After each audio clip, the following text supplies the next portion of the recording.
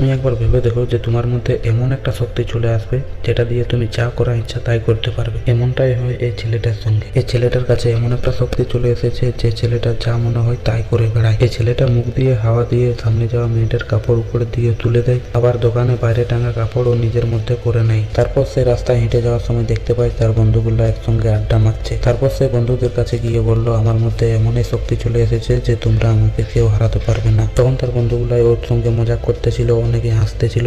তখন সে একজন বন্ধুর পেছন দিকে একটা বিল্লি বের করে দেয়। তখন তার বন্ধুগুলো সবাই ভয় পেয়ে গেছিল আর সেখান থেকে পালিয়ে যেতে চেয়েছিল। তখন সে মুখ দিয়ে মধুমাছি মুখ থেকে বের করে তাদেরকে কাটিয়ে দেয়। তারপর যে বন্ধুর পেছন দিক দিয়ে বিল্লি বের করেছিল সেই বন্ধু উঠে পালিয়ে যেতে চেয়েছিল, কিন্তু তখন সে বিল্লি তার পেছনে গিয়ে কেটে দেয়। তারপর সে একটা এমন উঁচু জায়গাতে চলে যায় আর সেখানে গিয়ে চিৎকার করে বলে যে আমার মধ্যে একটা এমন শক্তি চলে এসেছে যে তোমরা সারা পৃথিবীর মানুষ আমাকে হারাতে পারবে না। তারপর সে রাস্তায় হেঁটে হেঁটে বাড়ি চলে এসে আর এসেই দেখে ওর গার্লফ্রেন্ড একা আছে বাড়িতে, তাই তাকে কিস করে নেয়। হাতে ফুল দিয়ে সে তার বেডরুমে চলে এসে ওর গার্লফ্রেন্ডকে খুশি করার জন্য সে জানলা খুলে চাঁদমাকে তার সামনের দিকে টেনে নিয়ে আসে আর তাকে দেখিয়ে বলে যে দেখো আমি তোমার জন্য চাঁদমাকে নিয়ে এসেছি। তখন তার গার্লফ্রেন্ড অনেক খুশি হয়ে যায় আর আবার ওরা দুজন কিস করতে শুরু করে দেয়।